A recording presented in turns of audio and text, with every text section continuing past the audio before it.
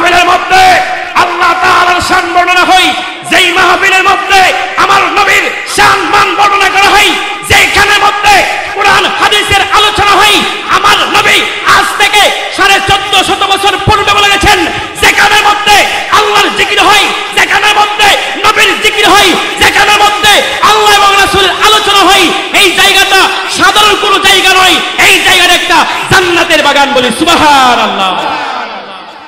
আমরা আওয়াজ করে বলি এটা কিসের বাগান? জান্নাতের বাগান। যেই জান্নাতের বাগানে আসতে গেলে কপাল লাগে, নসিব লাগে, আল্লাহ তাআলা কবুল করা লাগে। কথা কোন ঠিক কিনা? এই এলাকায় মানুষ কিন্তু অভাব নাই, কেউ দোকানপাটে, কেউ বাড়ি ঘরের মধ্যে, কেউ বাজারে, বিভিন্ন বিভিন্নভাবে তারা সময় নষ্ট করতেছে। কিন্তু এই মাহফিলের প্যান্ডেলে এই মুহূর্তে যারা আছে তারা সাধারণ একটা জায়গায় বসে নাই, তারা আল্লাহ একটা জান্নাতের বাগানে বসেছে। কথা কোন ঠিক কিনা? আমরা জান্নাতের বাগানে থাকতে রাজি আছি কিনা নাই? হাতটা তুলে দেখেন রাজি আছি কিনা নাই? একা তাকবীর, নারে তাকবীর, নারে রিসালাত, আহলে সুন্নাত ওয়াল জামাত নগরহাটি সুন্নি মহাসম্মেলন। আমরা রাজি আছি তো ইনশাআল্লাহ? আজকের মাহফিল ঐতিহাসিক সুন্নি মহাসম্মেলন। আমরা আহলে সুন্নাত ওয়াল জামাত। কথা কোন ঠিক কিনা? আমাদের আকীদা, আমরা আহলে সুন্নাত ওয়াল জামাত। আমাদের এই যে বৈশিষ্ট্য, আমাদের এই বৈশিষ্ট্যের মধ্যে একদল আমাদের একটা দোষ খুঁজে। এই দোষটা কি? আমরা সব সময় নাকি নবী নবী করি। কি করি? নবী নবী করি। আরে নবী নবী করব না কেন? স্বয়ং আল্লাহ বলতেছেন, ওয়ারাফানা লাকা যিকরাক ইয়া রাসূলুল্লাহ, ইয়া হাবিবাল্লাহ, আপনার শান, আপনার মান, আপনার ইজ্জত, আপনার মর্যাদা আমি আল্লাহ তাআলা উঁচু পর্যায়ে বাড়াই দিয়েছি। বলে আল্লাহু আকবার। বাড়াই দিয়েছেন কে? আল্লাহ। যার শান মান মর্যাদা বাড়াই দেয়, উনার শান উনার মান মর্যাদা যদি কমানোর জন্য দুনিয়ার কোনো খাতমুল্লাহ কেন, দুনিয়ার কোনো খেঞ্জামুল্লাহ কেন, পৃথিবীর সমস্ত মানুষ যদি মিলে আমার নবীর শান, আমার নবীর মান কমাতে চেষ্টা করে, কষ্টিন কালেও সম্ভব না। কথা কোন ঠিক কিনা? সম্মানের মালিক কে? আল্লাহ। যার সম্মান বাড়াই দেয় ওনার সম্মান কেউ কমাতে পারে না। গভীর মনোযোগ বাবাজিরা, আমার বন্ধুরা আমার, আপনার আমার একটা বদনাম হলো আমরা নবী নবী করি। ও বাবা, কেন নবী নবী করি? কেন আমরা নবী নবী করি? যেই নবীর ব্যাপারে আমার আল্লাহ পাক রব্বুল আলামিন আলহামদুলিল্লাহ, আলহামদু শব্দ থেকে শুরু করে সূরা নাসের মিনাল জিন্নাতি ওয়ান নাস পর্যন্ত আল্লাহ তাআলা গোটা কোরআনটার মধ্যে আমার আল্লাহ পাক রব্বুল আলামিন নবীর সম্মান দিয়ে সাজাইছে। বলি আল্লাহু আকবার। শুধু তাই নয় রে, আল্লাহ পাক রব্বুল আলামিন কালিমা, যেই কালিমার মধ্যে আল্লাহ তাআলা আমার নবীর নাম রেখেছেন, আযানের মধ্যে আমার নবীর নাম রেখেছেন, নামাজের মধ্যে আমার নবীর সালাম রেখেছেন। আওয়াজ করে বলেন ঠিক কিনা? আরে বাবা, নামাজের ভিতরে কাউকে সালাম দেওয়া যায় না, নামাজের ভিতরে কাউকে সালাম দেওয়া যায় না, আমার নবীকে সালাম না দিলে নামাজ তো ভাই হয় না। বলে আল্লাহু আকবার। আরে বলো, নামাজের ভিতরে কাউকে সালাম দেওয়া যায় না, নামাজের ভিতরে মানুষকে সালাম দেওয়া যায় না, আমার নবীকে সালাম না দিলে নামাজ তো ভাই হয় না। আওয়াজ করবে আল্লাহু আকবার। আত্তাহিয়াতু লিল্লাহি ওয়াস সালাওয়াতু ওয়াত তাইয়্যিবাত, আসসালামু আলাইকা আইয়ুহান নবী। আওয়াজ করে বলুন ঠিক কিনা? যতক্ষণ না পর্যন্ত নামাজের শেষে আত্তাহিয়াতু আপনি না পড়বেন, আত্তাহিয়াতু না পড়লে আল্লাহ পাক রব্বুল আলামিন বলে নামাজ শেষ হয় নাই, নামাজ শেষ হয় নাই। নামাজের ভিতরের মধ্যে তাশাহুদের মধ্যে আসসালামু আলাইকা আইয়ুহান নবী, আমার নবীকে সালাম দেওয়া আমি আল্লাহ তাআলা ওয়াজিব করে দিয়েছি। আল্লাহু আকবার। সালাম না দিলে নামাজ হবে না বন্ধুরে আমার। ও বাবাজিরা আমার, গভীর মনোযোগ, গভীর মনোযোগ। বেশিক্ষণ সময় আপনাদেরকে আমি কষ্ট দিব না। আজকে আরো মেহমান আছে। প্রধান অতিথি রুকুনুদ্দিন আশরাফি সাহেব সুদূর কুমিল্লা থেকে আসতেছে। আমার স্নেহের ছোট ভাই হারি হাফিজুর রহমান হুজাইফি সাহেব, উনিও ইনশাআল্লাহ চলে আসবে। অল্প কিছুক্ষণ সময় আপনাদেরকে নিয়ে নবীর প্রেমের কথা বলবো। আমরা রাজি আছি কিনা নাই? ওই নবী কেমন নবী, যেই নবীর ব্যাপারে আমার আল্লাহ পাক রব্বুল আলামিন আলাদা করে একটা গুরুত্ব মর্যাদা বাড়াই দিয়েছে। আল্লাহ পাক রব্বুল আলামিন বলে, আমি বান্দা বান্দির জন্য নামাজ দিলাম, রোজা দিলাম, হজ নামাজ দিলাম, যাকাত দিলাম, এগুলা হলো আমার বান্দা বান্দির জন্য আমল। কিন্তু আমি আল্লাহ পাক রব্বুল আলামিন কি করি? আমি আল্লাহ তাআলা নামাজ পড়ি না, আমি আল্লাহ তাআলা রোজা রাখি না, আমি আল্লাহ তাআলা হজ করি না, আমি আল্লাহ তাআলা যাকাত দেই না। আল্লাহ আপনি করেন নাকি? আল্লাহ বলে না না, আমি আল্লাহ তাআলা হলো, আমি আল্লাহ তাআলা হলো সৃষ্টিকর্তা, আমি আল্লাহ তাআলা কোন ইবাদত বندگی করি না। আমি আল্লাহ পাক রব্বুল আলামিন কি করি? আল্লাহ সূরা আহজাবের 56 নম্বর আয়াতে বলতেছেন, ইন্নাল্লাহ, নিশ্চয় নিশ্চয় আমি আল্লাহ, ওয়া মালাইকাতুহু, আমার যত ফেরেশতা আছে। আলেম উলামারা বুঝবে আল্লাহ তাআলা বলে ওয়া মালাইকাতুহু, এখানে মধ্যে আল্লাহ তাআলা একটা যে শব্দটা উচ্চারণ করেছেন, আল্লাহ তাআলা ওয়া মালাইকাতুহু, এই হু শব্দটা আল্লাহ বলতেছেন আমার যত ফেরেশতা আছে সমস্ত ফেরেশতাদেরকে নিয়ে ইউসাল্লুনা আলান নবী, আমার নবীর উপর দুরূদ পড়ি, বলি সুবহানাল্লাহ। ইন্নাল্লাহ, নিশ্চয় আমি আল্লাহ, ওয়া মালাইকাতুহু, আমার যত যত ফেরেশতা আছে, ইউসাল্লুনা আলান নবী, দুরূদ শরীফ পড়ে কার উপর? আলান নবী, নবীর উপর। আল্লাহ পাক রব্বুল আলামিন ওই নবীর উপর দুরূদ পড়ে কেন? আল্লাহ বলে আমি মুসার উপর দুরূদ পড়ি না, আল্লাহ বলে আমি আদমের উপর দুরূদ পড়ি না, আমি আল্লাহ নূহের উপর দুরূদ পড়ি না, আমি আল্লাহ তাআলা অন্য কোন নবীর উপর দুরূদ পড়ি না, আমি আমার দুরূদ পড়ি আমার হাবিবুল্লাহর উপরে, বলি আল্লাহু আকবার। এখন যদি আমাদের দেশের কিছু মোল্লা কোন মানুষ যদি বলে নবীর দুরূদ পড়া যাবে না, নবীর দুরূদ বেদাত, তাহলে কি আমার নবীর লস হইব? আমার নবীর কোনো ক্ষতি হইব? না না, ক্ষতি হবে না। কেন? আমার নবীর জন্য স্বয়ং আমার আল্লাহই যথেষ্ট। কথা কোন ঠিক কিনা? আরে আপনি আমি তো দুরূদ পড়ি আপনার আমার লাভের জন্য, আমি দুরূদ পড়ি আমার লাভের জন্য, নবীকে খুশি করার জন্য, নবীর দিদার পাওয়ার জন্য, দুরূদের সওয়াব পাওয়া যায় এই নিয়তে।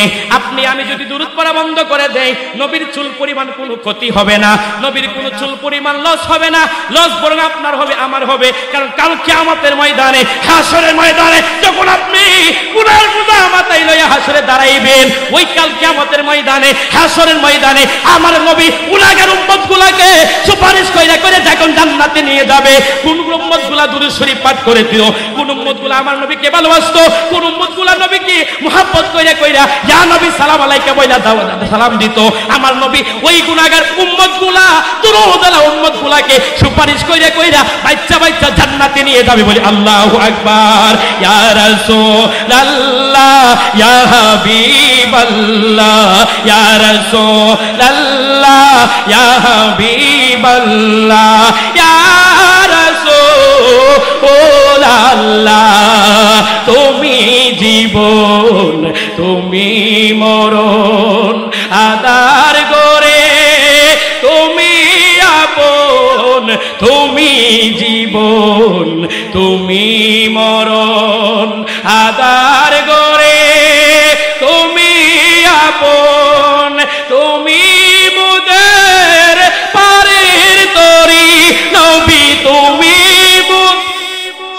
পারের তরি, তুমি নিদানে কোরআনে ওয়ালা, ইয়া রাসূলুল্লাহ, ইয়া হাবিবাল্লাহ, ইয়া রাসূলুল্লাহ,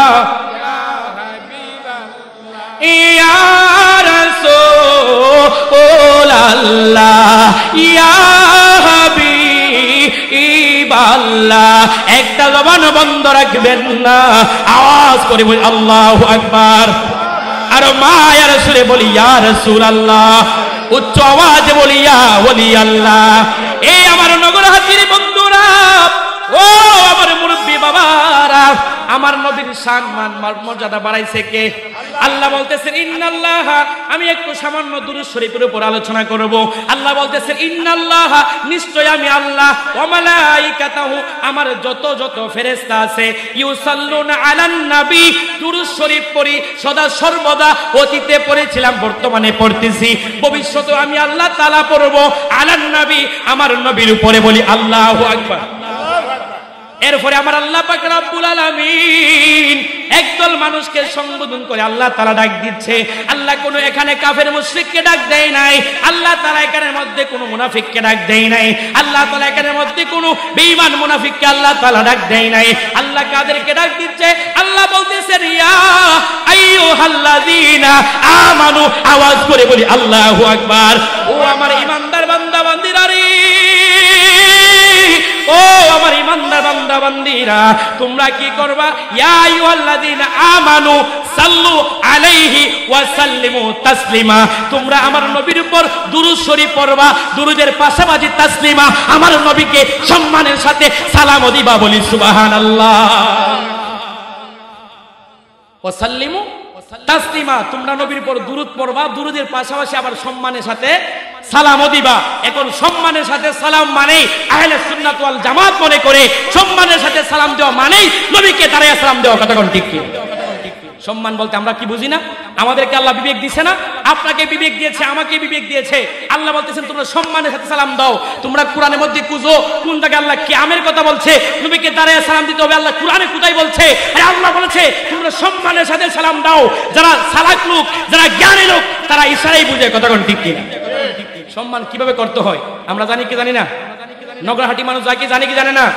যখন স্কুলের মধ্যে, প্রাইমারি স্কুলের টিচার যখন সকালবেলা 10টা বাজে ক্লাসরুমের মধ্যে প্রবেশ করে, সকল স্টুডেন্ট ছেলে মেয়ে দাঁড়ায়া স্যারকে সালাম দেয়, কথা কোন ঠিক? কেন দেয়? সম্মানের কারণে। শিক্ষকের সম্মানে সবাই দাঁড়ায়া যায়।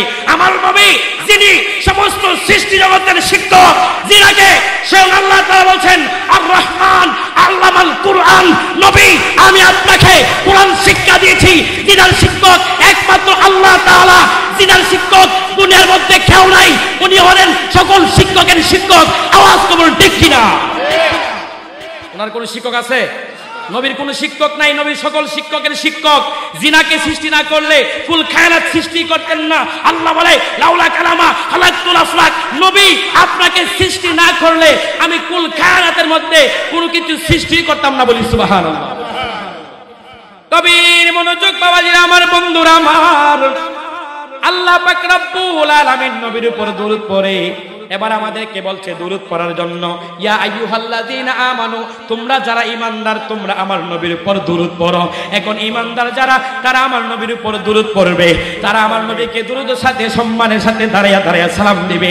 এই জন্য আমার নবীর উপর দরুদ পড়লে আপনার কি লাভ, আমার কি লাভ? আমার নবী বুখারী শরীফের হাদিস বলতেছেন, মান সাল্লা আলাইয়া ওয়াজাবাত লাহু শাফাআতিহি, উম্মত রে, ও উম্মত, দুনিয়ার যে কোনো জায়গা থেকে, দুনিয়ার যে কোনো প্রান্ত থেকে আমি নবীকে সম্মান করিয়া, আমি নবীকে ভালোবাসিয়া মহব্বত করিয়া, যদি কোনো এক জায়গার মধ্যে থেকে হোক, সৌদি আরব, মক্কা, যে কোনো জায়গা থেকে, বাংলাদেশের সুনটা নগরহাটি থেকে যদি কোনো উম্মত আমি নবীকে মহব্বত কইরা, সম্মান কইরা, মহব্বতের সাথে আমার নবীর উপর দরুদ পড়ে, আমার নবী বলে মান সাল্লা আলাইয়া ওয়াজাবাত লাহু শাফাআতিহি, উম্মত তোমাকে কাল কিয়ামতের ময়দানে সুপারিশ করে জান্নাতে নেওয়া আমি নবীর উপর ওয়াজিব হয়ে যায়, বলি সুবহানাল্লাহ। আমার নবীর উপর ওয়াজিব হয়ে যায়, অবশ্যই আবশ্যক হয়ে যায় যে আমি তোমাকে নিয়ে জান্নাতের মধ্যে সুপারিশ করে জান্নাতে নিয়ে যাব, বলি সুবহানাল্লাহ। এক নম্বরে নবীর ভালোবাসায়, নবীর মহব্বতে, নবীর দুরুদে গুনাহ মাফ পাওয়া যায়। দুই নম্বরে নবীর সুপারিশ পাওয়া যায়। আমার নবী, আমার আল্লাহ তাআলা বলতেছেন, যে ব্যক্তি আমার নবীর উপর একবার দুরূদ শরীফ পাঠ করে, ওই ব্যক্তির আমলনামার মধ্যে আল্লাহ তাআলা 10টা নেকি দান করে, বলি সুবহানাল্লাহ। শুধু তাই নয়, 10টা নেকি দানের পাশাপাশি বান্দা গুনাহগার, উম্মত গুনাহগার, ওই উম্মতের বান্দার গুনাহগুলা থেকে 10টা গুনাহ আমি আল্লাহ তাআলা মাইনাস করে দেই, মাফ করে দেই, বলি সুবহানাল্লাহ। শুধু তাই নয়, পাশাপাশি আল্লাহ বলতেছেন ওই বান্দার বান্দির জন্য আমি আল্লাহ পাক রব্বুল আলামিন 10টা রহমতের দরজা খুলে দেই, বলি সুবহানাল্লাহ। ফায়দা আছে কিনা নাই? লাভ আছে নি? লাভ আছে, লাভ আছে, লস নাই রে বাবা। ও নগরহাটির বাবারা, লাভ আছে, লস নাই, লস নাই। আর যদি দুরূদ না পড়েন আমার নবীর কোনো লস নাই, কারণ আমার আল্লাহ নিজে আমার নবীর উপর দুরূদ পড়ে, ফেরেশতারাও দুরূদ পড়ে, সেখানের মধ্যে আল্লাহ দুরূদ পড়ে, নবী দুরূদ পড়ে, এখানের মধ্যে আপনি আমি দুরূদ পড়লেও কি, না পড়লে কি, বরঞ্চ যদি দুরূদ পড়েন আপনার লাভ, দুনিয়াতেও লাভ, আখিরাতেও লাভ, হাসরে মিজানে ফুলসিরাতেও লাভ, কথা কোন ঠিক কিনা? এই জন্য গভীর মনোযোগ বাবাজিরা আমার, আমাদের দেশে একদল আছে তারা বলে দুরূদ যদি পড়তে হয় একটা দুরূদ পড়া যায়, ওই দুরূদের তারা নামকরণ করে দিয়েছে দুরূদে ইব্রাহিম। বলি নাউজুবিল্লাহ। তারা নামকরণ দিছে দুরূদে ইব্রাহিম। বাবা আল্লাহর কসম করে বলি, এখানের মধ্যে আলেম ওলামা আছে, এখানের মধ্যে মাইকের আওয়াজ চতুর্দিকে যাচ্ছে। কুরআন হাদিস কইলা দেখলাম কোন কিতাবের মধ্যে আমার জীবনে পড়ালেখা যত করলাম, কোন কিতাবের মধ্যে দুরূদের নামাজের মধ্যে আমরা যে দুরূদ শরীফ পাঠ করি, এই দুরূদের নাম যে দুরূদে ইব্রাহিম, এটা কুরআন হাদিসের কোথাও নাই। বলি আল্লাহু আকবার। নামাজে যে দুরূদ শরীফ পড়ি, এটা কোরআন হাদিসে দুরূদের নাম যে দুরূদে ইব্রাহিম, মানে দুরূদের নাম দুরূদে ইব্রাহিম, এরকম কোনো শব্দ নাই। এখন যদি কাউকে জিজ্ঞাসা করেন যে আপনি বললেন যে দুরূদে ইব্রাহিম, এখানে দুরূদে ইব্রাহিম কিভাবে বললেন, ওই লোক যুক্তি দিবে, পরামর্শ দিবে, উত্তর দিবে যে এই দুরূদের মধ্যে নবী ইব্রাহিমের নাম আছে, নবী ইব্রাহিম আলাইহিস সালাতু ওয়াস সালামের নাম থাকার কারণে আমরা দুরূদে ইব্রাহিম বলি। আমি বলবো ভাই তোমার যুক্তি মানলাম, তোমার যুক্তি সুন্দর, তোমার কথা সুন্দর, তোমার কথা সঠিক, কিন্তু যেখানের মধ্যে দুরূদে ইব্রাহিম পাঠ করার সময় আমার নবীর নাম আছে, ইব্রাহিম নবীর নাম আছে, আমার নবীর নাম দুইবার, ইব্রাহিম নবীর নাম দুইবার, যদি নাম থাকার কারণে দুরূদের নামকরণ করা হয়, তাহলে দুরূদের নাম হবে দুরূদে মুহাম্মদি ওয়া ইব্রাহিমি। কথা কোন ঠিক কিনা? কারণ আমার নবীর নামও আছে, ইব্রাহিম নবীর নামও আছে। যদি নাম থাকার কারণে নাম করা হয়, তাহলে তো দুইজনের নামে রাখতে হবে। কথা কোন ঠিক কিনা? আপনি একজনকে বাদ করে দিবেন, আরেকজনকে নামে চালাই দিবেন, এটা হতে পারে না। এখন কোরআন হাদিসের মধ্যে কোথাও দুরূদে ইব্রাহিম নাম নাই, এটা হলো দুরূদ শরীফ। এটা কি শরীফ? দুরূদ শরীফ। এখন তারা বলে দুরূদের আর কোনো দুরূদ নাই। বাবা বাবা আমি নাম বলে যাচ্ছি, কিতাবের নাম বলে যাচ্ছি। মুজমুয়ে সালাওয়াতে রাসূল একটা কিতাব, আব্দুর রহমান সোহরবি রহমাতুল্লাহি আলাইহি, ওনার বাড়ি হলো পাকিস্তান। উনি লিখছেন আব্দুর রহমান সোহরবি রহমাতুল্লাহি আলাইহি, কিতাবের নাম মুজমুয়ে সালাওয়াতে রাসূল। কিতাবের নাম কি? মুজমুয়ে সালাওয়াতে রাসূল। এক ফারানা দুই ফারানা, কুরআনটা আল্লাহ তাআলা 30 ভাগে ভাগ করে দিয়েছেন। 30 পারা। কুরআন কয় পারা? কোরআন শরীফ কয় পারা? আপনাদের নগরহাটে কোরআন শরীফ কয় পারা? আমরা মাধবপুর কোরআন শরীফ 30 পারা হই, হবিগঞ্জের মধ্যে 30 পারা হই, বাংলাদেশের মধ্যে 30 পারা হই, সৌদি আরবের মধ্যে 30 পারা হই, মদিনা শরীফের মধ্যে 30 পারা হই। বিশ্ব জগতের মধ্যে কোরআনকে এক অক্ষর কমানোর অধিকার নাই, বাড়ানোর অধিকার নাই। যেইখানে যান সেইখানের মধ্যে কোরআন 30 পারা। কথা কোন ঠিক কিনা? বাড়ানোর সাহস আছে কারো? কমানোর সাহস আছে কারো? নাই। কারণ এই কোরআন আল্লাহর পক্ষ থেকে লাউহে মাহফুজে সংরক্ষিত। কথা কোন ঠিক কিনা? এই জন্য বাবাজিরা বলছিলাম, কোরআনের মধ্যে আল্লাহ তাআলা 30 খণ্ড 30 ভাগ করে দিয়েছে, 30 পারা। আব্দুর রহমান সোহরবি রহমাতুল্লাহি আলাইহি দুরূদ শরীফের কিতাব লিখছে, কিতাবের নাম মুজমুয়ে সালাওয়াতে রাসূল। রেকর্ড করে রাখেন, ভিডিও হচ্ছে। আমি জবান দিলাম, আমি কসম করে বলছি, এই প্রমাণ যদি না দিতে পারে আমি জীবনে আলোচনা করব না। বাবাজিরা মুজমুয়ে সালাওয়াতে রাসূল ওই কিতাবটা 30 পারা। কয় পারা? 30 পারা। এইরকম ভাবে 30টা খণ্ড, 30টা কিতাবের বিলায়া দুরূদ শরীফের কিতাব। এখানের মধ্যে অন্য কোনো কিছু লেখা নাই। 30 পারার মধ্যে সব কিছু শুধু আমার নবীর দুরূদ। বলি সুবহানাল্লাহ। এখন যারা বলে নবীর দুরূদে ইব্রাহিম ছাড়া আর দুরূদ নাই, দুরূদ আসেনি? মুজমুয়ে সালাওয়াতে রাসূল কিতাব আসেনি? এই কিতাব যদি কেউ লাগে, আমি গাগরাজুর পশ্চিমপাড়া মসজিদে আসি, যদি কিতাব প্রমাণ লাগে কেউ যায়েন, দেখাই দেবো ইনশাআল্লাহ। মুজমুয়ে সালাওয়াতে রাসূল 30 পারা। 30 পারার মধ্যে শুধু আমার নবীর দুরূদ। এবার আসুন আরেকটা কিতাব, আজ থেকে শত বছর পূর্বে সুলাইমান ইবনে ইমাম জাজুলি রহমাতুল্লাহি আলাইহি উনি একখানা কিতাব লিখে গেছেন, দালায়েলুল খায়রাত। কিতাবের নাম কি? দালায়েলুল খায়রাত। উনি একটা কিতাব লিখে গেছেন আরো শত বছর পূর্বে। এই কিতাবের নাম দালায়েলুল খায়রাত। ওই কিতাবের মধ্যে ইমাম জাজুলি রহমাতুল্লাহি আলাইহি অসংখ্য অগণিত দুরূদ শরীফ লিপিবদ্ধ করেছেন। বলি সুবহানাল্লাহ। বাবাজিরা আমার গভীর মনোযোগ, মুকাদ্দমার মধ্যে ইমাম জাজুলি রহমাতুল্লাহি আলাইহি আলোচনা এনেছেন। উনি বোঝাতে চাচ্ছেন জগতের মানুষেরা রে, ও দুনিয়ার মানুষেরা, জেনে নাও। তোমরা প্রশ্ন করতে পারো আমি দালায়েলুল খায়রাত এই কিতাবটা কিসের জন্য লিখলাম, কি কারণে লিখলাম, কেন এত বড় একটা কিতাব নবীর দুরূদে লিখলাম। ওই কারণটা ইমাম জাজুলি রহমাতুল্লাহি আলাইহি ওনার কিতাবের শুরুতেই ভূমিকার মধ্যে মুকাদ্দমার মধ্যে উনি নিজে লিখছে। বলি সুবহানাল্লাহ। হুজুর কি লিখছে এই কথাটা বলবো বাবারা। ইমাম জাজুলি রহমাতুল্লাহি আলাইহি দালায়েলুল খায়রাতের কিতাবের প্রথম পৃষ্ঠার মধ্যে, শুরুতের মধ্যে, মুকাদ্দমার মধ্যে ইমাম জাজুলি রহমাতুল্লাহি আলাইহি বলতেছেন, জগতের মানুষেরা রে, ও ও জগতের মানুষেরা জেনে নাও, জেনে নাও আমি কেন দালায়েলুল খায়রাত কিতাবটা লিখলাম। ওই কিতাবটা লেখার কারণটা তোমরা একটু জেনে নাও, জেনে নাও। আমি একজন মুসাফির মানুষ, আমি একজন মুহাদ্দিস মানুষ।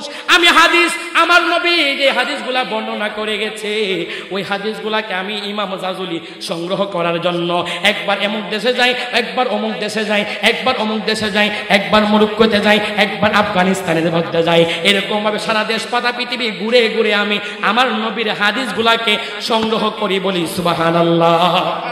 উনি কি করে? নবীর হাদিস সংগ্রহ করে। ইমাম জাজুলি বলতেছেন আমি এক সময় নবীজির হাদিস শোনার জন্য, নবীর হাদিস সংগ্রহ করার জন্য আমি মরক্কো, একটা দেশ আছে, ওই মরক্কো দেশের মধ্যে ভ্রমণ করলাম, বলি সুবহানাল্লাহ।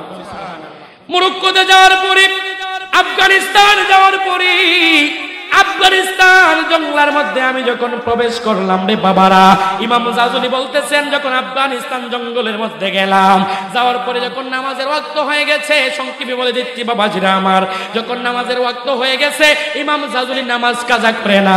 আমাদের দেশের ইমাম, আমাদের দেশের আল্লাহর ওলি, বিভিন্ন দেশের মধ্যে আল্লাহর ওলির অভাব নাই। বর্তমান জামানার মধ্যে আল্লাহর ওলি দেশে দেশে গ্রামে গ্রামে আছে, কথা কোন ঠিক কিনা? কিন্তু খোঁজ নিয়ে দেখেন কয়জন হক্কানি আল্লাহর ওলি, কয়জন বন্ড আল্লাহর ওলি। মাপলে দেখা যাবে, হিসাব টান দিলে দেখা যাবে শতকরা 90% ফিরসাব আসলে বন্ড, আর 10% ফিরসাব আসলে হকের উপর আছে, কথা কোন ঠিক কিনা? এই জন্য বাবাজিরা আমার, আমরা হকের পক্ষে নাকি বন্ডর পক্ষে? আমরা কি সঠিক আল্লাহর ওলিদের পক্ষে না বিপক্ষে? সঠিক আল্লাহর ওলি যারা, আমরা তাদের পক্ষে, কথা কোন ঠিক কিনা? আল্লাহর ওলির পক্ষে কে কে আছেন? নারে তাকবীর, নারে রিসালাত, নারে বেলায়েত, মাশাআল্লাহ, আলহামদুলিল্লাহ। আমরা হক্কানি ওলি আল্লাহর পক্ষে, কথা কোন ঠিক কিনা? আর যারা বন্ডামি করে তাদের বিপক্ষে, কথা কোন ঠিক কিনা? আল্লাহ পাক রব্বুল আলামিন আমাদেরকে সঠিকের থাকার তৌফিক দান করুন, আল্লাহুম্মা আমিন। বলছিলাম ইমাম জাজুলি রাহমাতুল্লাহি আলাইহি শুধু মুহাদ্দিস এমন না, উনি অনেক বড় একজন আল্লাহর ওলি, এমন বড় আল্লাহর ওলি। কথা চলে আসছে, আগে এই দিকটা শেষ করে যায়।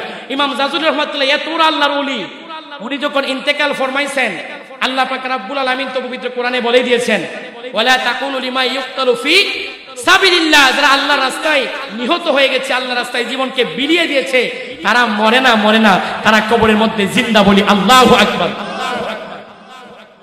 বাল আহিয়া ওয়ালাকিল্লা তাশউরুন, তোমরা তাদেরকে মৃত মনে করিও না, তারা বরংস কবরের মধ্যে জীবিত, তোমরা তা বুঝতে পারো না, বলি আল্লাহু আকবার। ইমাম জাজুলি রাহমাতুল্লাহি আলাইহি এত বড় আল্লাহর ওলি, এত বড় আল্লাহর ওলি, উনি মারা যাওয়ার পরে 1 বছর নয়, 2 বছর নয়, 70টা বছর পার হয়ে যায়। 70 বছরে পরে ওই এলাকার একজন বাদশা হয়েছে। ওই বাদশা নিয়ত করলো, ইমাম জাজুলি কিতাব যখন দেখলো, দালায়েলুল খায়রাত, এত বড় একটা কিতাব উনি লিখে গেছে। উনি একজন মুহাদ্দিস ছিলেন, একজন আল্লাহর ওলি ছিলেন। আল্লাহর ওলির কবরটা জঙ্গলার মধ্যে থাকতে পারে না, ওনার কবরটা হবে, ওনার মাজার শরীফটা হবে এখানের মধ্যে, যেখানের মধ্যে মানুষ জিয়ারত করতে পারে, বলি সুবহানাল্লাহ।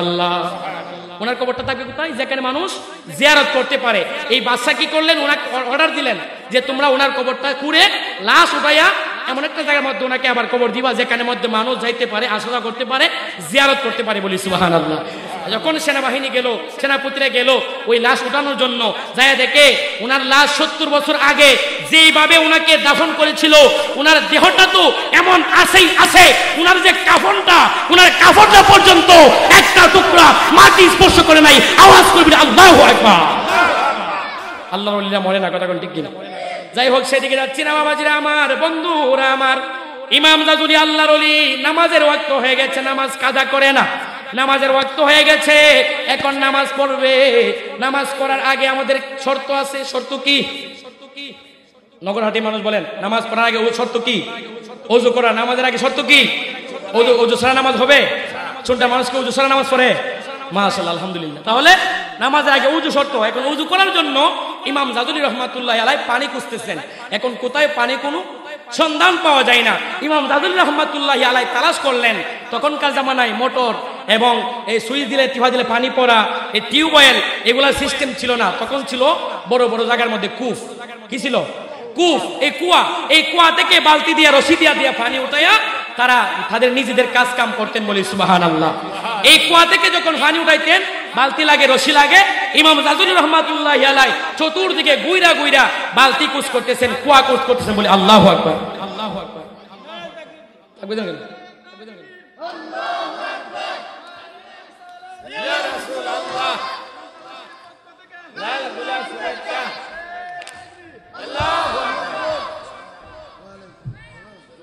বলি মারহাবা। আজকের মাহফিলে যিনি প্রধান আকর্ষণ, আমার স্নেহের কারি হাফিজুর রহমান হুজাইফি সাহেব আলহামদুলিল্লাহ আমাদের মধ্যে চলে আসছে। আমরা কুশিয়াবাজার বাবা যারা এখনো রাস্তায় আছেন, ওনার পরে আরেকজন অতিথি আছে ইনশাল্লাহ, ওনারা মেহমান, ওনাদেরকে সম্মান করেন। ওনাদের সম্মানে আপনারা বসে যান, ওনাদের সম্মানে আমরা বসতে রাজি আছি কিনা নাই? অল্প কিছুক্ষণের সময়, আমি 4-5 মিনিটের মধ্যে শেষ করে দিচ্ছি। ইমাম জাজুলি রহমাতুল্লাহি আলাইহি পানি উজু করার জন্য পানি খুঁজতেছেন, তালাশ করতেছেন, কোথাও পানির কোনো সন্ধান পাওয়া যায় না। উনি খুঁজ করতে লাগলেন, একটা কুয়া যদি পাই উজু করে আমি ইমাম জাজুলি নামাজ পড়বো, বলি সুবহানাল্লাহ। উদ্দেশ্য হলো নামাজ পড়া। ইমাম জাজুলি রহমাতুল্লাহি আলাইহি যখন তালাশ করলেন কোনো কুয়ার সন্ধান পাওয়া যায় না, হঠাৎ করে তাকায় দেখে গহীন জঙ্গলের মধ্যে একটা কুয়া দেখা যায়। ওই কুয়াটার কাছে গেলেন, যায়া দেখে ওই কুয়ার মধ্যে 1 ফোঁটা পানি আছে, কিন্তু পানি দেখা যায় না, অনেক গভীরে, অনেক নিচে পানি। এখন পানি তুলতে গেলে প্রয়োজন, এখন পানি তুলতে গেলে কি লাগবে? বালতি এবং রশি লাগবে। ইমাম জাজুলি রহমাতুল্লাহি আলাইহি বালতি এবং রশি খুঁজতে লাগলেন, তালাশ করলেন, যদি কেউ বাড়িঘর থাকে তাহলে বালতি এবং রশি পাওয়া যাবে। ইমাম জাজুলি রহমাতুল্লাহি আলাইহি বালতি এবং রশির খোঁজ যখন করতে লাগলেন, যায় দেখে একটা ভাঙ্গাচোরা ছোট একটা কুটির দেখা যায়। ওই কুটিরের মধ্যে কোনো মানুষ যদি থাকে, ইমাম জাজুলি ডাক দিয়া কয়, মা কেউ আসুনি গো মা, আমাকে একটা বালতি দাও, একটা রশি দাও, আমি কুয়া থেকে পানি তুলতে পারতেছি না। ওই কুয়া থেকে পানি উঠাইয়া আমি ইমাম জাজুলি উযু কইরা নামাজ পড়বো, বলি সুবহানাল্লাহ। তখন ডাক দিলেন, কুয়া থেকে পানি উঠানোর জন্য বালতি রশি দরকার। কোনো সারা শব্দ নাই। একটা ছোট বালিকা, ছোট্ট একটা মেয়ে, নাবালক একটা মেয়ে, ওই মেয়েটা জানালা দিয়ে চুপি দিয়ে মুস্কি মুস্কি হাসতেছে, বলি সুবহানাল্লাহ। মুস্কি মুস্কি মুস্কি মুস্কি হাসতেছে। ইমাম জাজুলি রহমাতুল্লাহি আলাইহি যখন দেখলেন যে ওই মেয়েটা হাসতেছে, উনি একটা আশা পাইলেন যে এখন মনে হয় যেহেতু মানুষ আছে বালতি এবং রশিও পাওয়া যাবে। এই নিয়তে উনি মেয়েটাকে বললেন, মা আমাকে একটা বালতি আর রশির ব্যবস্থা করে দাও, আমি বালতি রশি দিয়া কুয়া থেকে পানি উঠাইয়া আমি উযু করে নামাজ পড়বো, বলি সুবহানাল্লাহ। এই কথা শোনার পরে ওই ছোট্ট বালিকাটা, ছোট্ট মেয়েটা আরো মুস্কি মুস্কি হাসে। ইমাম জাজুলি রহমাতুল্লাহি আলাইহি বলতেছে, মেয়েটাকে আমাকে টিটকারি করে নাকি মস্কারি করে? আমি বলতেছি উযু করব, নামাজ পড়বো। মেয়েটা কোনো সারা শব্দ নাই, আরো মুস্কি মুস্কি করে হাসে। এই মেয়েটা দেখবে, বাবা রে, ও বাবা আপনার পরিচয়টা কি? উনি বলতেছে, আমি জগৎ বিখ্যাত মুহাদ্দিস, আমি জগৎ বিখ্যাত আল্লাহর ওলি। ইমাম জাজুলি তুমি আমাকে চিনতে পারো না? ওই মেয়েটা আরো হাসতেছে। ওই মেয়ে বলতেছে, বাবা যদি আপনি জগৎ বিখ্যাত মুহাদ্দিস হয়ে থাকেন, যদি জগৎ বিখ্যাত আল্লাহর ওলি হয়ে থাকেন, তাহলে কি ওই কুয়া থেকে পানি তুলতে আবার বালতি আর রশি লাগেনি? বলি আল্লাহু আকবার। যদি আল্লাহর ওলি হয়ে থাকেন তাহলে তো ওই কুয়া থেকে পানি উঠানোর জন্য বালতি আর রশির প্রয়োজন লাগে না। উনি বলতেছেন, মা এটা কিভাবে সম্ভব? বলতেছে, আপনি আমার সাথে আসুন। ছোট্ট বালিকাটা ওই কুয়ার মধ্যে নিয়ে গেলেন। সত্যি শেষ করে দিচ্ছি। ছোট্ট বালিকাটা ইমাম জাজুলিকে নিয়ে কুয়ার কাছে গেলেন, গিয়া সেটা কি যেন টুট্টা নাড়ায় বললেন। বলার পরে যখন কুয়ার মধ্যে একটু তুতু নিক্ষেপ করলেন, সাথে সাথে কুয়ার গহীন থেকে, গভীর কুয়া থেকে পানি, বালতি লাগে নাই, রশি লাগে নাই, এমনি এমনি আস্তে আস্তে পানি উপর দিকে আসতে লাগলো, বলি আল্লাহু আকবার। পানি আমনে উপর দিকে চলে আসলো। ইমাম জাজুলি রহমাতুল্লাহি আলাইহি পানি নিলেন, উযু করলেন, নামাজ পড়লেন। বলতেছে, এই কুয়ার রহস্য কিভাবে পানি বালিকা উঠাইলো নামাজ পড়ার পরে? আজকা এই উত্তর না লইয়া এই এলাকা ছাড়তাম না, বলি আল্লাহু আকবার। ইমাম জাজুলি রহমাতুল্লাহি আলাইহি এই উত্তর নামাজ পড়ার পরে ইমাম জাজুলি রহমাতুল্লাহি আলাইহি বালিকা মেয়ের কাছে গেলেন, মা যতক্ষণ না পর্যন্ত তুমি আমার এই বিষয়টার ফায়সালা না করবা, ততক্ষণ পর্যন্ত আমি ইমাম জাজুলি এই এলাকা ছাড়বো না, বলি আল্লাহু আকবার।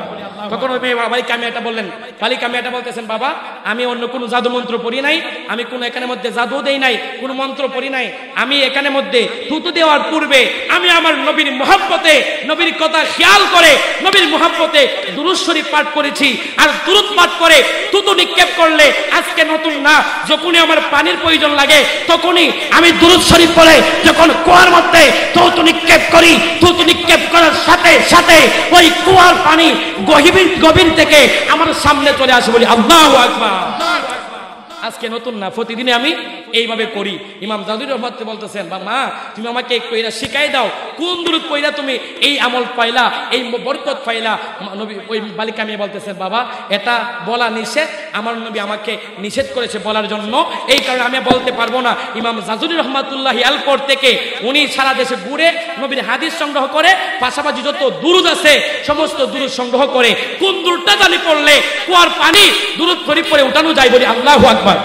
এরকম ভাবে দুরূদ শরীফ সংগ্রহ করতে করতে করতে ইমাম জাজুলি রহমাতুল্লাহি আলাইহি দালাইলুল খায়রাত এই কিতাবটা দুরূদের একটা কিতাব লিখে ফেলছে, বলি আল্লাহু আকবার।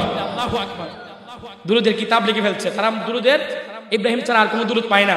দুরূদের কিতাব দালাইলুল খায়রাত, দুরূদের কিতাব মজমুয়ে সালাওয়াতে রাসূল, এই দুইটা কিতাবের মধ্যে হাজার হাজার দুরূদ শরীফ আছে, বলি আল্লাহু আকবার। আল্লাহ পাক রব্বুল আলামিন যেন আমাদের সবাইকে বোঝার তৌফিক দান করবেন, আল্লাহুম্মা আমিন।